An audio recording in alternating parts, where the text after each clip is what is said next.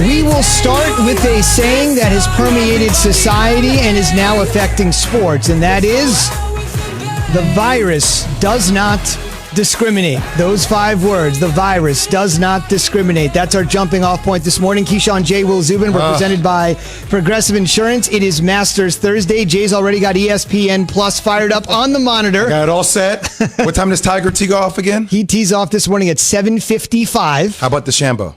We'll be ready to go a little bit later with him. Okay. So we'll watch him, featured groups, as well as complete coverage on ESPN Plus this morning and on ESPN Television at 1 Eastern. Encore presentation later tonight if you're at work and can't be as fortunate as us and get paid to watch sports and talk about it. See, I can already tell you that Bart doesn't have the fluidity in the shoulders on the golf swing.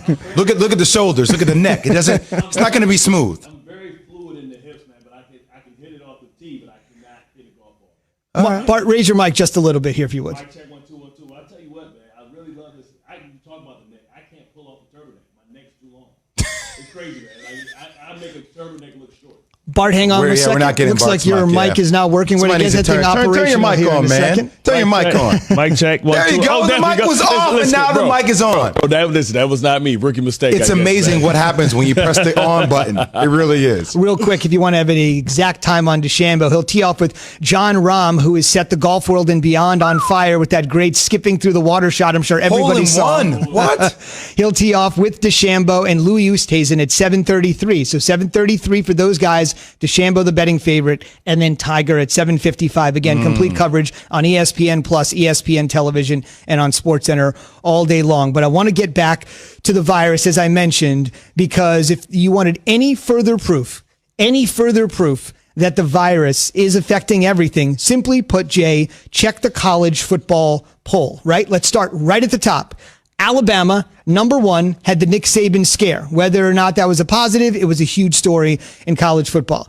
Number 2, Notre Dame, they had an outbreak, and then they had a super spreader event possibly on Saturday after one of their greatest wins of all time. At number 3 is Ohio State. Their game with Maryland this weekend has not been postponed. It has been straight canceled. The Terps have had 8 players test positive in the last 7 days. So Ohio State gets roped into this because their opponent Saturday, Maryland, 8 positive tests over a 7-day span. Number 4 is Clemson. We know the deal with them, all of the drama with Trevor Lawrence.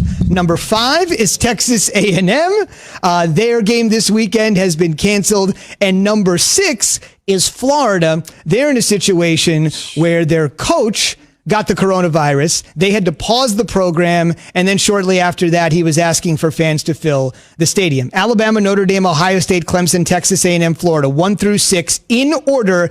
Every single team affected by the coronavirus, but it's Ohio State at number 3 that's really raising your eyebrows this morning. Well, because there wasn't built-in wiggle room, and I think that is the struggle that a lot of fans are having. But I'm going to take a different course here, Zubin. Go for it. I'm not going to sit up here on national radio and criticize Kevin Warren, criticize the Big Ten for valuing player safety over generating revenue on the bottom line, right? When he was faced with this decision, first and foremost, he was trying to make sure that I want to make sure that all my players are safe. Now, you can sit here. It's easy to be a Monday morning quarterback, Bart, and say, well, he should have just held off and not canceled the season, then the Pac-12 filed suit. He should have just did exactly what the SEC, what the Big 12, what the ACC did as far as just pausing for a little bit and then having that buy-in week where you can have 10 weeks to actually play, right? To build in that wiggle room. But at the same time, it's hard to sit here and say that's what you should have done. Right. And granted, they have to play, they're only scheduled to have, 8 games? Yes. So this puts Ohio State in a weird predicament. Maryland obviously being able to cancel. Now you have to win 6 games in order to qualify. Right.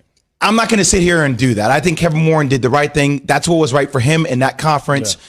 But what I will say is if there's anything this pandemic should have done, we had to stop all these divisions. Yeah. We should stop divisions within conferences. Because what I don't want to see is I don't want to end up seeing Ohio State and then a team like Indiana have to fight it out and then go against a marginal team when we should have the best 2 teams from the Big Ten representing the Big Ten in the Big Ten Conference Championship. Exactly. That's what it should be. The ACC did that. They went away from divisions. You want the two best teams representing the ACC in the ACC Championship. Great. The Big Ten missed the boat on that aspect of it. I'm okay with it working out being uneven due to the fact that they have a later start date because he prioritized player safety over just generating revenue. And you talk about where it all originated from. I forget the condition, the heart condition, myocarditis. Correct. I believe that's what it is. Yep. They had 10 cases of it in the Big Ten, more than any other conference. So they were worried about somebody having no athletic director wants that on their record that somebody maybe tragically lost their lives. But then I feel like the country pressured them. I feel like it was pressure politically to pressure them to come back. They had made up their mind. They had made the decision that, listen, we're going to punt on this season, and we're going to allow. But then you got Harbaugh, Jim and John coming out. Ryan Day coming out. Everybody coming out. You got everybody saying the kids want to play. This is unfair. Listen, this whole year is unfair to all athletes. Whether it's high school, whether it's college, whether it's the professional ranks. But you think about, the most pressure is on college. I'm not surprised that college has the outbreaks. They're the hardest to socially distance. They can't live in a bubble. You can't call them student athletes and then don't allow them to go to class. Whereas there's so many different ways for them to get exposed, whether it's from somebody that's, they're helping out, whether it's a grad assistant, whether it's a trainer, assistant, whether they're going back to their dorms. So the fact that it's an outbreak in college does not surprise me.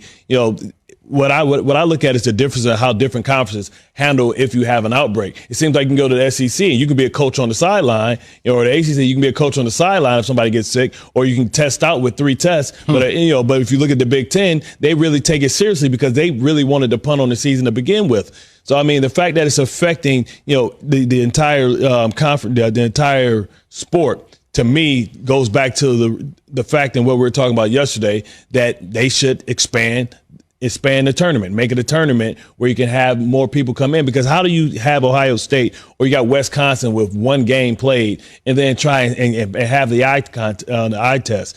It's subjective. So you have to make you can have anything on paper and say, hey, this team played this team, so this team is better than this team. Just hash it out on the field. I think they should just hash it out on the field. We'll wait to see what happens. ESPN college football insider Heather Dinich essentially saying, yes, a ton is in flux, but as for the playoff committee, they're as straight as an arrow.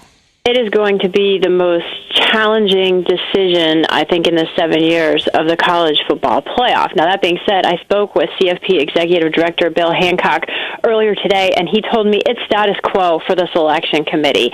And what he means by that is there's no change in the protocol. They're still going to evaluate their top 25 teams each week based on what they're seeing. Now, I think a lot more is going to depend on the eye test. The eye test. What does that mean? We talk about this, and I know what the college football committee does. It's very subjective, but how do you handle scenarios where star players go out, they take 2 weeks off, maybe due to COVID, they come back, maybe they're rusty. Give the example of Cam Newton, right, in the NFL, right? All right, I get COVID, I come back, I'm not the same. What happens if that happens to Trevor Lawrence? Right. Is Clemson not one of the best teams in the country? Look what's happened to Wisconsin. That's happened this year. It's hard to evaluate teams subjectively when guys are going in and out of lineups, coaches are catching it, they're not around on the sidelines. How do you do that? And you talk about the week of preparation. Like, how do you prepare, right? What's your cardio like when you come back? Are you able to finish? It's a lot of questions that they have to answer and considerations. Last two things I would just quickly mention. The Big Ten is being guided medically by a guy named Dr. James Borchers. He's the head of sports medicine at The Ohio State University. He actually played for the Ohio State football team, and Michigan State's leadership are both doctors. So you have to think about that when the decisions were made. We're asking you this morning on the Dr. Pepper Twitter feed, who will win a Super Bowl first, Lamar Jackson or Kyler Murray? We'll explain a bit later why we're asking this and choosing these two guys in particular. So hang tight for that. But you can be a part of the Keyshawn, J. Will, and Zubin Nation on the Dr. Pepper Twitter feed. ESPN Nation presented by Dr. Pepper. It's official. College football's back. So is your favorite Dr. Pepper-loving college football town, Fansville. Head to a store near you to treat your inner college football fan to an ice-cold 20-ounce Dr. Pepper today. Speaking of Lamar, on the way, what's wrong with the unanimous